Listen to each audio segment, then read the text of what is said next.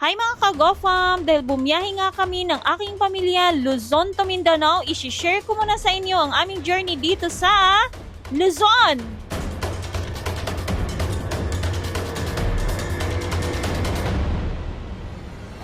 So ayan, ready na nga kami dyan at bago kami bumiyahe, tiniyak muna namin na nakakondisyon ang aming sasakyan at syempre ang aming Daddy Rico.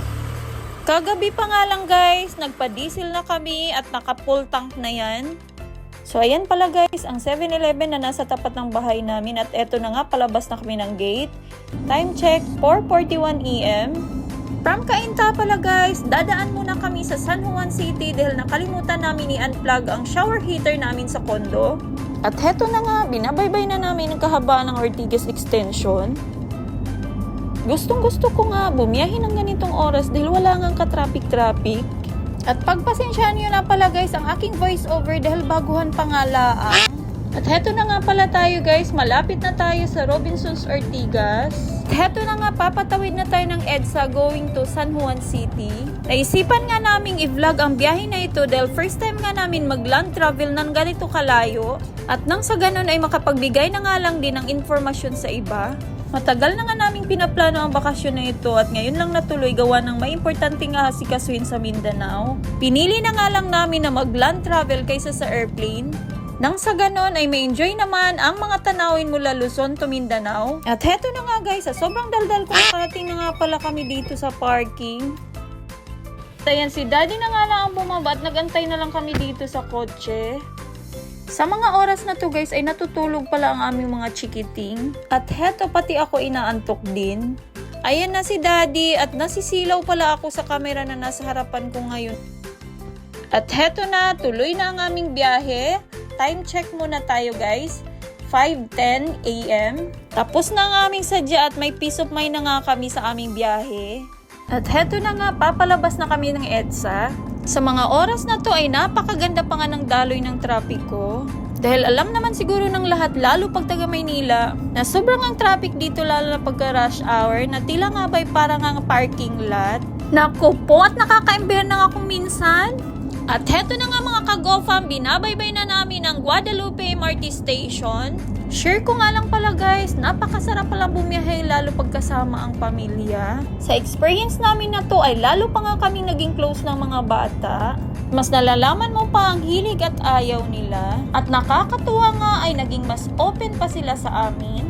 Naisipan ko nga ang i-document na lang ito dahil napakabilis ng panahon at minsan lang sila bata. Heto pala guys, nasa EDSA Magallanes exit na tayo. Going to South Luzon Expressway. At dito na nga natatapos ang video palabas ng Metro Manila.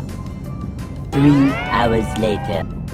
Heto na sa Lucena na kami at tingnan nyo naman, napakaganda ng mga ngiti ng aking mga chikiting. Kinamusta ko nga din ang aking asawa at ayan, kondisyon na kondisyon pa siya. At heto na nga, papasok na kami ng Zigzag Road bandang 8:30 ng umaga. Ang Zigzag Road pala guys ay kung tawagin ng iba ay bituka ng manok. Dahil nahahawig umano ito sa bituka ng manok ang kalsada. Base sa aking research, ito ay itinayo sa panahon ni former President Ferdinand Marcos noong 1969. Na ito ay makikita sa Quezon National Forest Park, Municipality of Atimonan, Pagbilao, Quezon Province. Isa rin daw po ito sa popular na daanan dito sa Southern Luzon at isa sa mga delikadong daanan. Approximately nasa 185 kilometers ang layo nito sa Manila. Dito pala guys, may mga nag-aabang sa iyo na maghagis ka ng coins katulad nun. At sila yung nag-a-assist sa mga motoristang dumadaan dito. Yan mga sila guys. Yan si nanay oh. Yan. Yan mga bata oh. Pero huwag mong ilalahat. Sa'yo nakakitiyo. Oh. Pasensya na kayo guys, medyo shaky ang camera dahil nag-enjoy nga ako sa kakahagis ng coins dito. At heto nga si kuya, napaka-snappy. Yun oh, delikado talaga oh. Kaya po yan, delikado talaga pag... Pwede. Yeah, agis ka na! Nasa sa inyo pala guys kung magbibigay kayo o hindi dahil hindi naman po ito sa pilitan. Tip ko lang guys, pag nagbigay kayo ng papel, pailaliman nyo na lang ito ng coins para hindi naman ito lumipad pagkahagis nyo. Gaya ng ginawa namin kay kuya. Sa mga nagtataka kung bakit kailangan hagis lang, dahil iniiwasan nga po dito ang paghinto gawa ng matatarik na daan. Heto, pababa na nga kami at paalala ko lang ulit, bago kayo dumaan dito, make sure na nakakondisyon ang inyong sasakyan. At tansya ko lang pala guys, nasa 15 to 20 minutes ang pagbaybay dito sa Zigzag Road.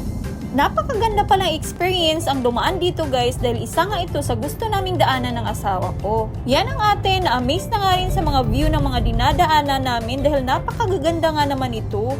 Ayan, may mga siklista, ang sarap nga naman magbike dito.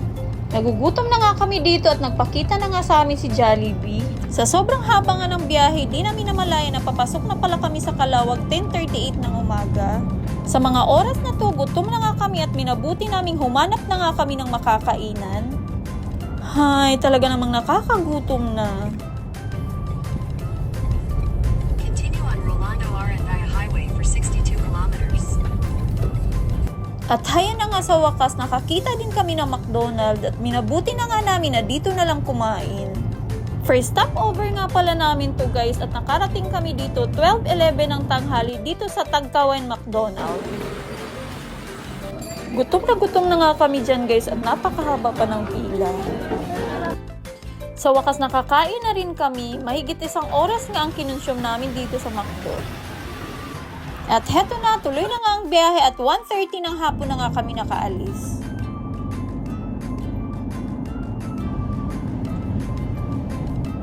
After 30 minutes nga guys, papasok na kami ng Ragay. At habang na-traffic nga kami, nakakatouch tong aming bunso dahil pinapakapi niya ang aming daddy.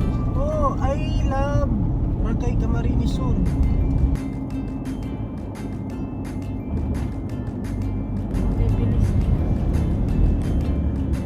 May mga kasabayan nga kami dito na ang bibilis magpatakbo dahil sobrang sanay na sa biyahe.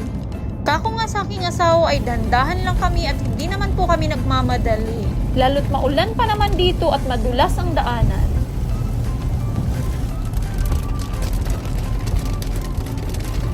"3:30 na nga ng hapon guys at dito na kami banda sa Sipokot papasok ng Naga City. Sa mga oras na to ay sobrang pagod na nga ako at lalo pa siguro ang aming Daddy Rico. Buti na nga lang ay napakaganda ng mga daanan dito lalo sa bandang Minalabak, Camarines Sur.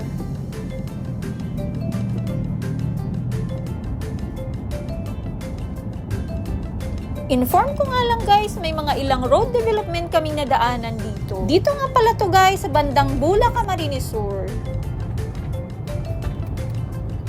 Shoutout nga po pala sa mga taga rito sa Bulac, Camarines Sur. Ano na po kaya ang lagay ng kalsada ngayon? Tapos na po ba or ongoing pa? Baka pwede naman pong pahingi ng update, paki-comment na lang po sa baba. Ang inyong update po ay aming lubos na pinasasalamatan. Inform ko nga lang pala guys, ang daan po na sinusundan namin ay naka-base po sa Google Map. Minsan po pala si Google Map ay nagtuturo ng mga shortcut na daanan na hindi namin sinunod gawa ng alanganing pasukin ng sasakyan. Ito po ay na-experience namin dito banda sa Camarines Sur. Ang ginawa lang po namin ay huminto kami sa tabi at ni-refresh si Google Map. Tapos antayin lang ng konti at makikita nyo na ang mga safe na daanan. At bigla na nga lang napakanta ang daddy namin pang patanggal ng anto nang makita itong baboy. Umaraw umulan. May tali ang bibig niya, siguro nangangagat ito. Oh, may tali ang bibig oh. Bandang alas 5 ng hapon at nakarating na nga kami sa Nabua. Dahil 10 hours na kami bumabiyahe, naisipan na ni Daddy na maghanap ng gasoline station para magpa-diesel. Yep, B-Power diesel. Full tank. Full tank sagad. Simula Cainta hanggang Camarines Sur, nagpa-diesel tayo, nagastos sa diesel. 3,700. Ito nga pala ang second stopover namin at nag-CR na rin kami para ready ulit sa biyahe. 5:52 PM na sa Pulangi, Albay na kami. Sa mga oras na ito ay naisipan na namin na maghanap ng hotel na matutuluyan. Sa wakas, nakarating na rin kami sa Daraga Albay. Let's go! At heto nga, nakita namin ang Herencia Hotel. Kasabi niyo mo sa counter mo. Sige. Okay. So, pwede pa mag-park na dito? Heto na nga, nag-inquire muna kami at dito na namin piniling magstay. Yung inavail nga namin dito, yung deluxe room na may extra bed at free breakfast na sila. Saktong-sakto nga sa mga oras na yan ay 8 p.m. na. Okay na po. Very accommodating nga ang mga staff dito kahit si Manong Guard.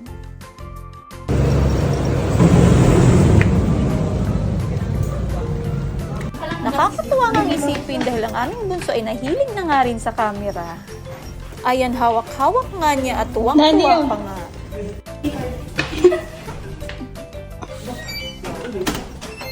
Go inside. Go. Yan ang pangalan mo, Kuya Mark? Kasi Mark. Thank you, kuya. Pangalan? Kasi ganyan lang yung story. Ay, okay na yun. Thank you. Pagkatapos nga naming ipasok ang aming mga gamit ay bumaba na kami para maghapunan. Masasarap nga rin ang mga pagkain nila dito guys at hindi na nga namin nakunan dahil sa sobrang gutom. Say hi, kid. Tapos na nga kami kumain dyan at nagre-ready na kami para matulog. Ito nga mga anak ko ay napaka-energetic pa at parang hindi naman napapagod. Palibhasa nga ay tulog lang ng tulog sa biyahe. At ito nga ang daddy naming napakamalalahan. Mahirap na, likot matubig mo. At dito na nga natatapos ang aming day 1. See you next video. Good night!